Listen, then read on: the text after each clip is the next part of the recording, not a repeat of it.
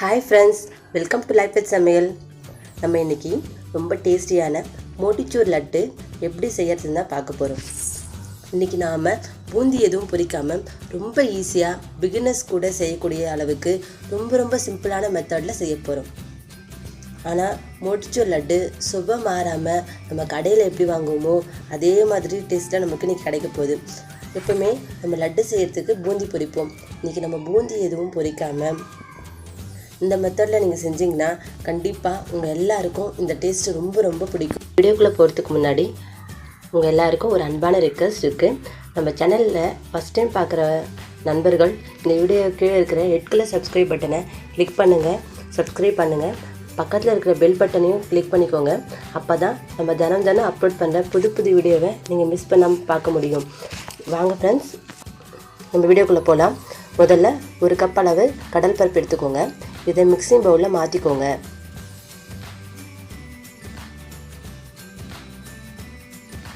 இதை நல்லா 2 இடு நல்லா தண்ணி ஊற்றி கைவிட்டு நல்லா பெசரி கழுவிக்கோங்க. அப்போ தான் கடலைப்பருப்பில் இருக்கிற குழகுழப்பு தன்மை போகும். அப்போ தான் நம்ம லட்டு நல்லா டேஸ்டியாக இருக்கும், கடலைப்பருப்பு ஸ்மெல் இல்லாமல் இருக்கும். இப்போ பருப்பு நல்லா 2 மணி நேரம் நல்லா ஊறிடுச்சு. இதை மறுபடியும் தண்ணி ஊற்றி நல்லா 2 இடு கழுவி கை விட்டு நல்லா கழுவி வச்சுக்கோங்க. இதை நம்ம இப்போ மிக்ஸி ஜாரில் மாற்ற போகிறோம். இதை மிக்ஸி ஜாரில் போட்டு நல்லா கொரன்னு அரைச்சிக்கோங்க. தண்ணி விடாமல் அரைச்சிருக்கேன் பாருங்கள். இந்த மாதிரி நல்லா கொரன்னு அரைச்சிக்கோங்க. இப்போ இதை நம்ம ஒரு பாத்திரத்துக்கு மாற்றிக்கலாம். இப்போ நம்ம பருப்பு தயாராகிடுச்சு. இதை நம்ம எண்ணெயில் போட்டு நல்லா பொரிச்சு எடுத்துக்க போகிறோம். நம்ம எண்ணெயில் நல்லா பகோடா போகிற மாதிரி சின்னதாக போட்டு எடுத்துக்க போகிறோம்.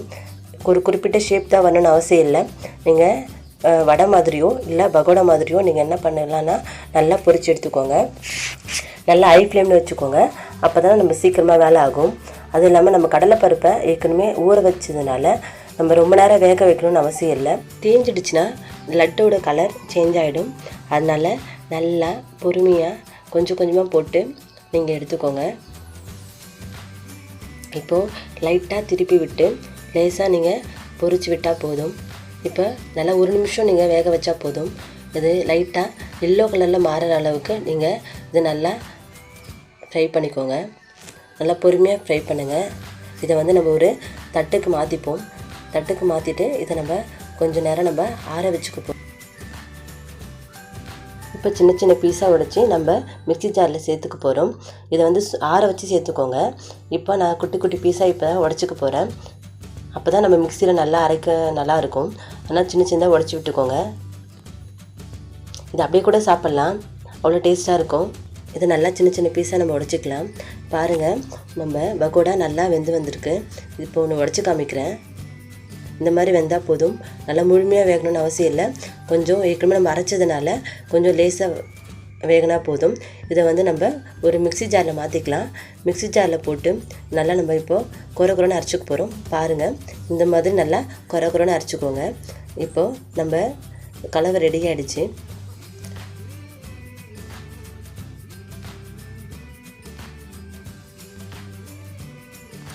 இதை நம்ம ஒரு தட்டுக்கு மாற்றிக்கலாம். இப்போ பாருங்கள், நம்ம மோத்திச்சூர் லட்டுக்கு தேவையான கலவை ரெடி ஆகிடுச்சு.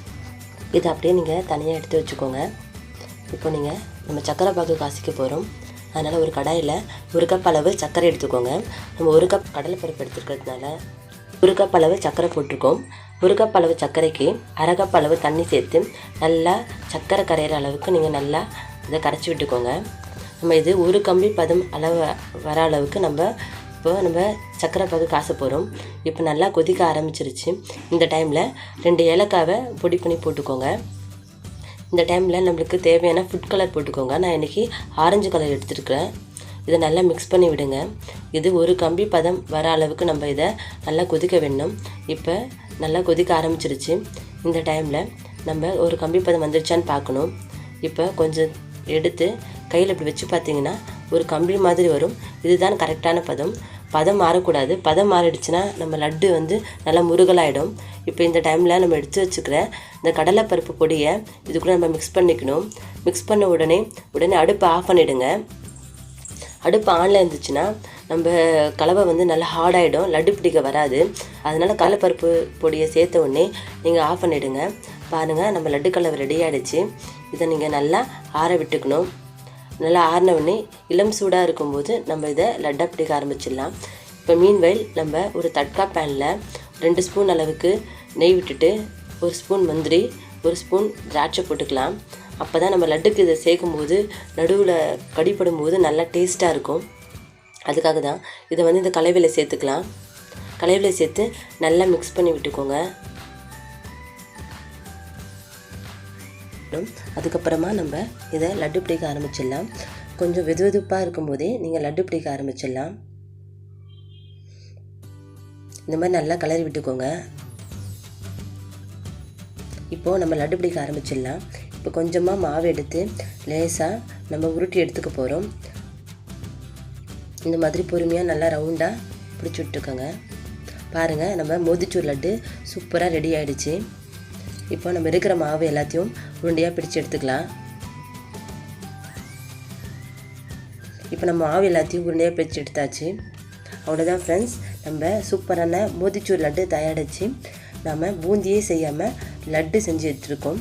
டேஸ்ட்டும் சரி, டெக்ஸ்சரும் சரி, கடையில் வாங்குகிற லட்டு மாதிரியே இருக்கும். மோத்திச்சூர் லட்டை உங்கள் ட்ரை பண்ணிவிட்டு உங்கள் எக்ஸ்பீரியன்ஸை கமெண்ட்டில் என் கூட ஷேர் பண்ண மறந்துடாதீங்க ஃப்ரெண்ட்ஸ். இந்த வீடியோ உங்களுக்கு ரொம்ப பிடிச்சிருக்குன்னு நம்புகிறேன். பிடிச்சிருந்தா லைக் பண்ணுங்கள், ஃப்ரெண்ட்ஸ் கூட ஷேர் பண்ணுங்கள் ஃப்ரெண்ட்ஸ். அவங்களும் பார்த்து பயன்பெறட்டும். இன்னொரு சூப்பரான ரெசிபியோடு நான் உங்களை சந்திக்கிறேன். நம்ம சேனலை சப்ஸ்கிரைப் செய்யாத நண்பர்கள் நம்ம லைஃப் வித் சமையல் சேனலை சப்ஸ்கிரைப் பண்ணிக்கோங்க. பக்கத்தில் இருக்கிற பெல் பட்டனை கிளிக் பண்ணிக்கோங்க. அப்போ தான் நான் தினம் அப்லோட் பண்ணுற புது வீடியோ நீங்கள் மிஸ் பண்ணாமல் பார்க்க முடியும். Okay friends, thank you, bye bye, see you soon.